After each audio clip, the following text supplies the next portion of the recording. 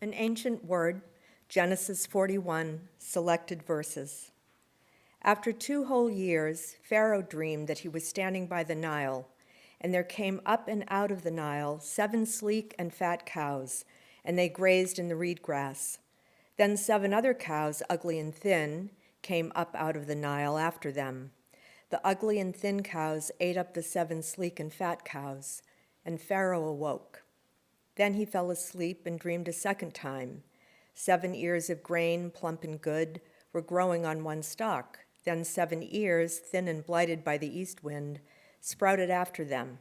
The thin ears swallowed up the 7 plump and full ears. Pharaoh awoke, and it was a dream. In the morning, his spirit was troubled. So he sent and called for all the magicians of Egypt and all its wise men. Pharaoh told them his dreams, and there was no one who could interpret them to Pharaoh. Then the chief cupbearer said to Pharaoh, "Once Pharaoh was angry with his servants and put me and the chief baker in custody in the house of the captain of the guard. A young Hebrew was there with us, a servant of the captain of the guard. When we told him, he interpreted our dreams to us, giving an interpretation to each according to his dream.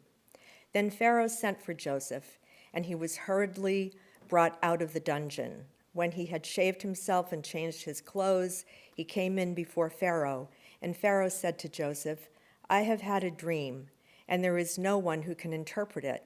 I have heard it said of you that when you hear a dream, you can interpret it." Joseph answered Pharaoh, "It is not I. God will give Pharaoh a favorable answer." Pharaoh told his dreams to Joseph.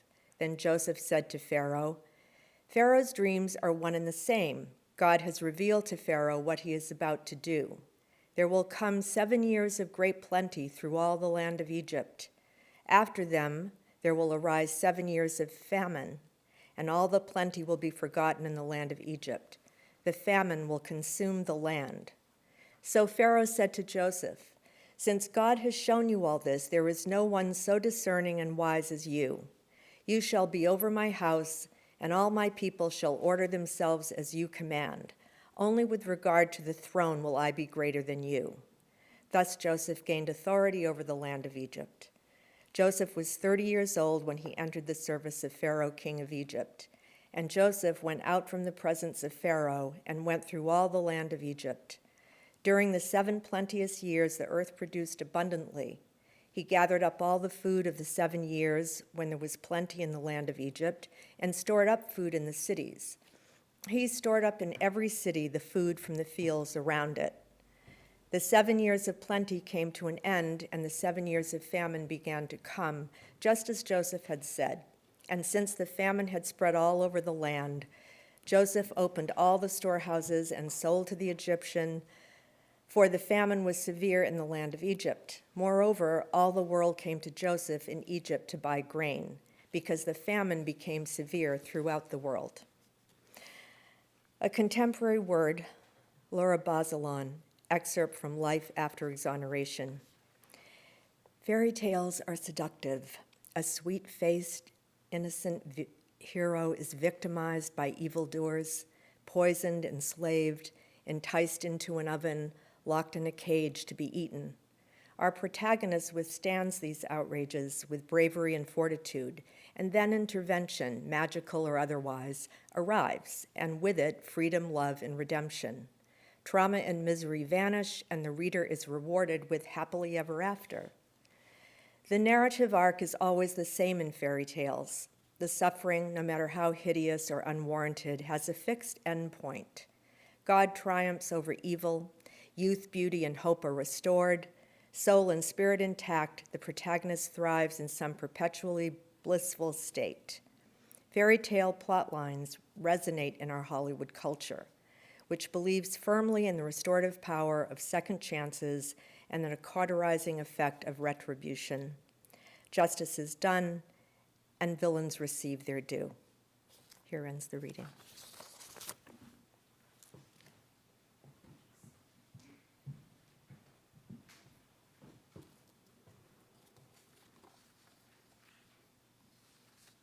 We're in the middle of a story. We've jumped into the middle of a story. We've heard earlier episodes in Joseph's life, And now we're at a time where he's been in prison for a couple of years for not doing something, for being falsely accused. And now, suddenly, here he is. He's out of prison. When we met Joseph at the beginning of the summer, he was 17 years old. Now he's 30. And when he was 17, he was his father's favorite son, and his brothers were jealous of him and angry at the way he treated them, and they sold him to slave traders on their way to Egypt. And there Joseph was. The first house where he was a slave, he rose to the top as the manager. Then various events, and he was put in prison. And in the prison, he rose to the top and was the manager of the things in the prison. And now he's interpreted Pharaoh's dream, and he's in charge of all of Egypt. Clearly, a magical story, a story that might have elements that came from something that happened, but we can't know the history. We can't know why the story was told as it was told. But we can ask ourselves, does this story have anything to tell us about today?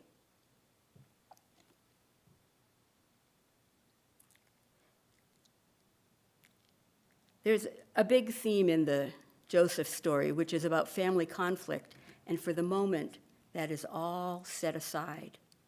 Joseph is portrayed here as the innocent young executive. The story comes step by step, and it follows the pattern of what Joseph Campbell called the hero's journey, or what we just heard about with fairy tales, that the hero goes out, has a trial of some kind, and returns in some way changed. It's a challenge for us to read the Joseph story that way because there's so many ups and downs, and the character of Joseph doesn't remain as innocent as he seemed at times. But here he is, coming out of the dungeon. He shaved himself and changed his clothes. I like that phrase that he shaved himself because the Hebrews did not shave, but the Egyptians did. So by shaving, he was essentially at least looking like an Egyptian.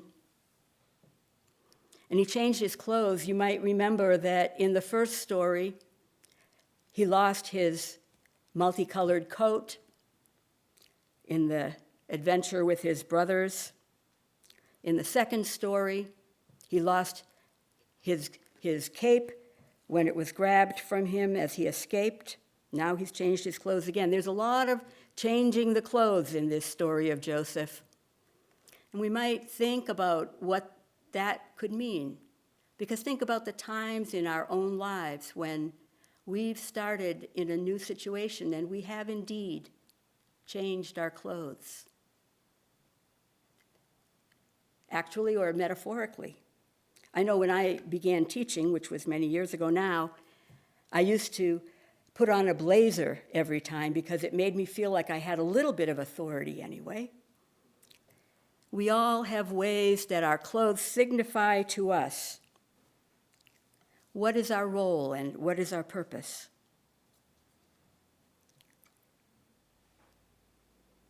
Now, Joseph is 30 years old, so there's been 13 years between his arrival in Egypt and this rise to power. We don't have a count of all of those years, but there were many. So it's the beginning of a famine, and Joseph opens the storehouses, and he sold grain to the Egyptians and to all the world. Maybe you can see your own life as a hero's journey, a heroine's journey, a person's journey. Your life may have 20 or 40 or 60 or 80 or more years, 90, and you probably can think back to times when you went out to do something new and you were challenged. And in that challenge and in meeting that challenge, you changed. Or even at that challenge and not meeting it as you had hoped, you also change. None of us have had success at every venture.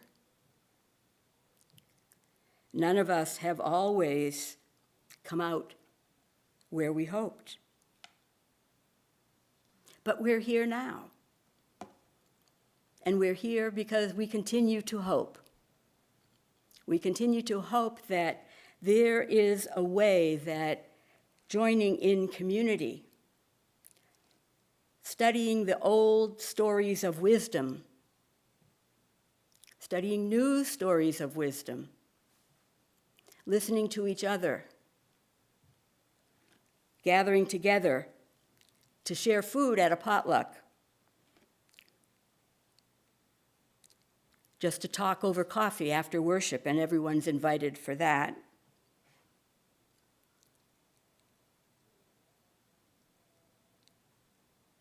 We've all been through those times. And I was drawn this week to a story of someone else who had gone through such times. And his name is John Francis.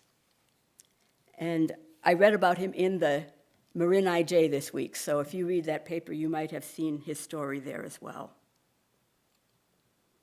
John H. Francis III, born 1946, is an American environmentalist.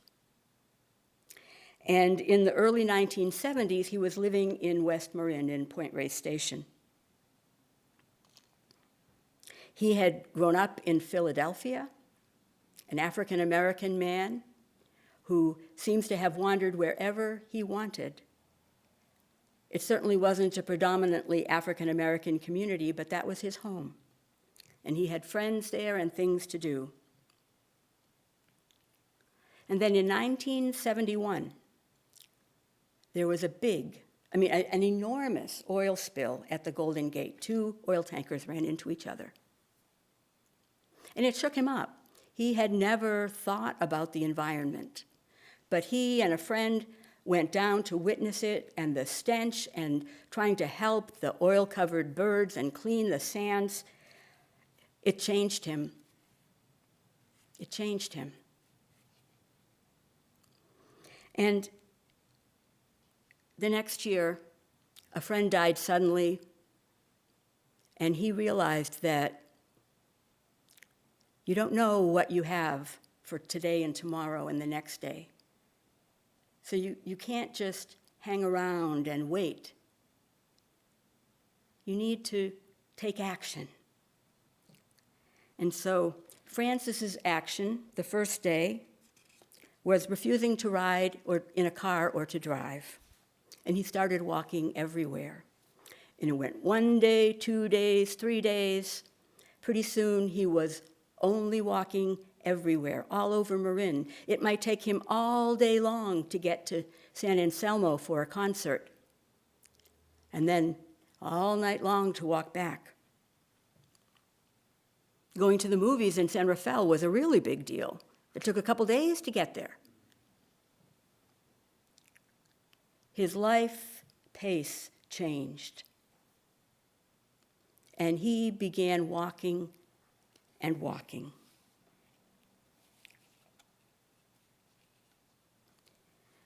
One day he realized that he was continually having arguments with his friends. He was trying to argue them into what they should do, like him. And he decided that for 1 day, just 1 day, he wouldn't talk. He would listen. And he was surprised by what he heard and what he learned, because he realized that he had never listened. He had always been getting his own argument ready, As soon as somebody else started to talk and he thought he knew what their point was going to be, he was imagining what he would say. Well, it turned out that John Francis walked for 17 years all over the U.S., and he was silent for many of those. He was silent from about 1973 to 1990. And he said he could make his needs known with gestures and sometimes writing. But he walked. And at a certain point, he decided that he needed to learn more. And so he walked to the university in Ashland, Oregon, and asked to be accepted into the environmental studies program, all with signs and gestures and papers. And so he completed a bachelor's degree in environmental studies. Without speaking. I just find that wonderful. And then he walked for a while, and then he said, a bachelor's degree did not teach me enough to really work in the environmental field. I'm going to get a master's degree. And so he wrote to the university in Missoula and said he was going to be there in about 2 years, and he gradually walked his way over to Missoula, where he earned a master's degree. And while he was earning his degree, he was already teaching classes. And the first day of the first class, he had a friend come in to say, John doesn't speak. So he'll give signs and gestures, but he won't speak in this class. And this is the last time I'll be here. So you'll have to figure out what to do. So John said to them,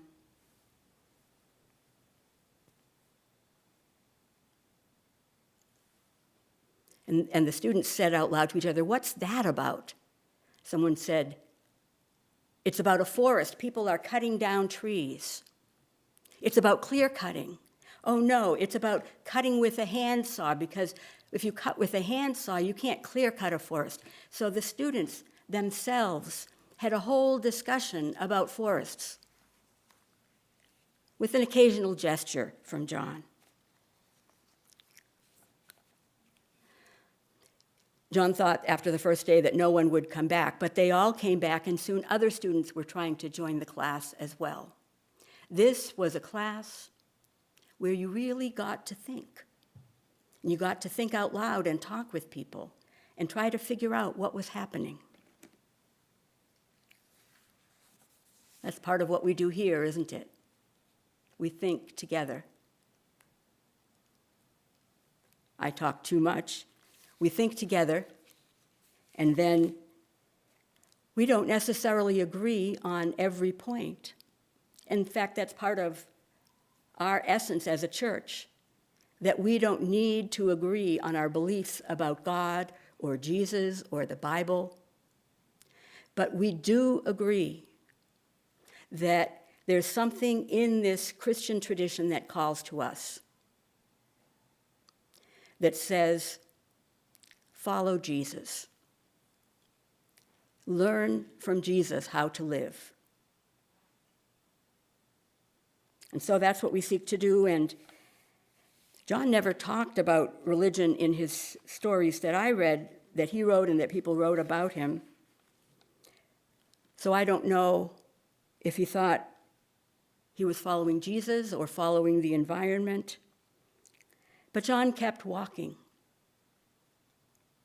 silently. And he learned. He learned from many, many different people. And then he thought, well, maybe a master's degree isn't enough.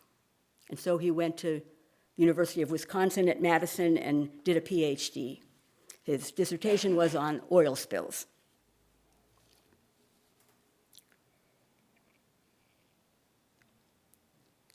In 1990, the 20th anniversary of Earth Day, he went to Washington, D.C., where he spoke for the first time in how many years at the Earth Day celebration. And his father, who was in the audience, said, "Well, that's once." He says when he first spoke, he didn't recognize his own voice. He felt like there was a voice coming from around him. He didn't recognize his own voice. But he learned to recognize and use his voice. He worked for a while for the Coast Guard. He worked for the United Nations. And then eventually he came back to West Marin with his wife, and they had 2 sons and raised them. And in 2008, they moved to New Jersey, where his parents had left a home. He's written a book about himself. He talks. There's a good TED, if you watch TED Talks, there's a TED Talk he does. Oh, I left out one of the most important things. He played the banjo. He brought his banjo with him everywhere. And he would often start a conversation by playing the banjo, a conversation where he didn't speak.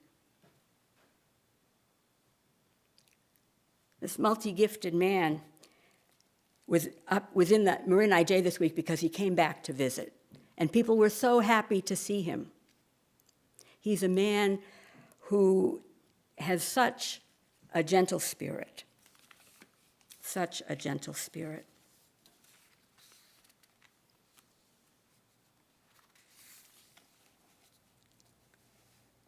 One time when he was working for the United Nations, they appointed him an ambassador. And so he went to South America, and he was walking through, I believe it was Colombia, and he walked through a prison town, he called it, where a guard pointed a gun at him and ordered him to do something. And he said, "I'm Dr. Francis, I'm a UN ambassador, and I'm walking around the world." And he says, "I started walking off. What possessed me to say this thing?" The road turned into the jungle, and I didn't get shot.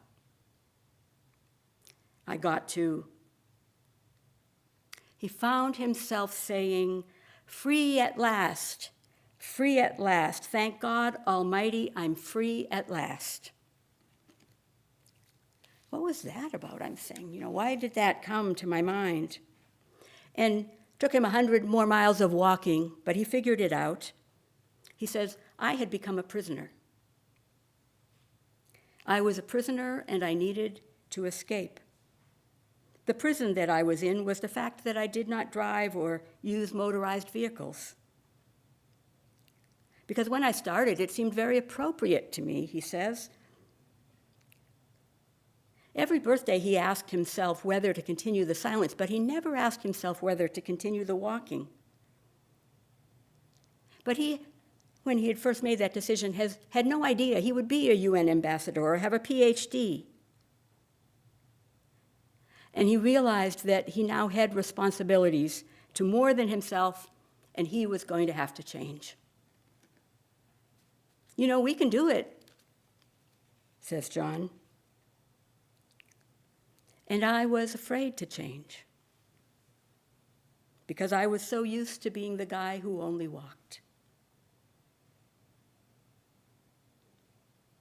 I was so used to being that person I didn't want to stop. But I knew I needed to. I knew I needed to change. He found himself catching a bus that sped up his trip. He changed. One thing he said about that time is, and thinking about that time, reflecting on that time, I know that a lot of times we find ourselves in this wonderful place where we've gotten to. But there's another place for us to go. And we have to leave behind the security of who we've become and go to the place where we are becoming. He says, let yourself out of any prison that you might find yourself in, comfortable or not, because we have something to do now.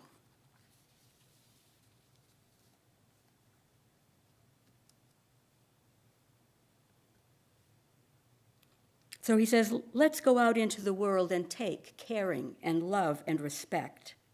Take this out into the world.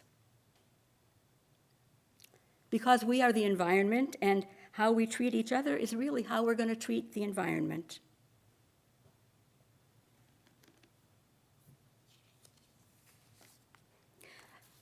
A hero's journey, if I ever heard one, John Francis.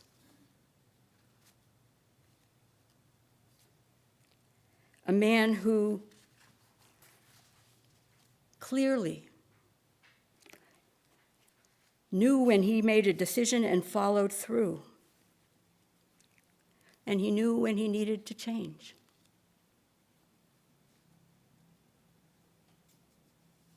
And I think that's Joseph's story for us too.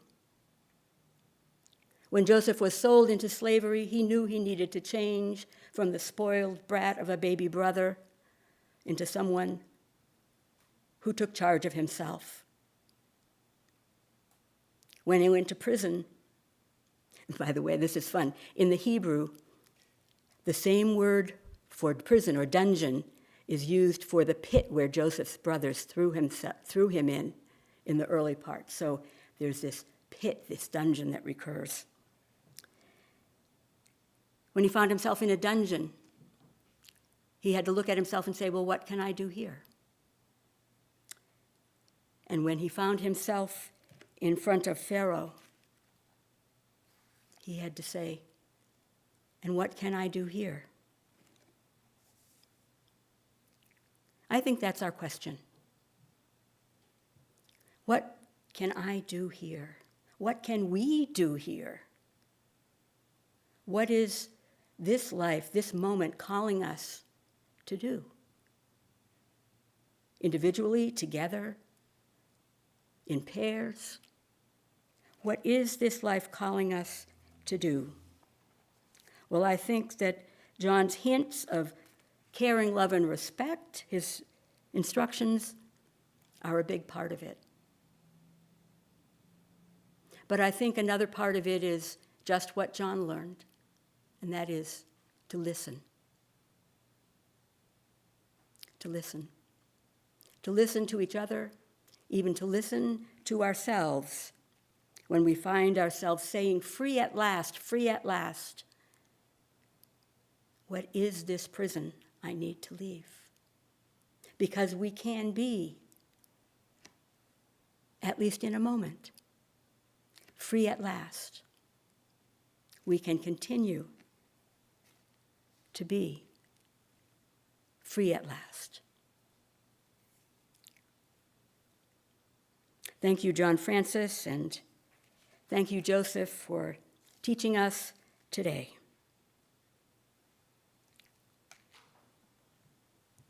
Amen.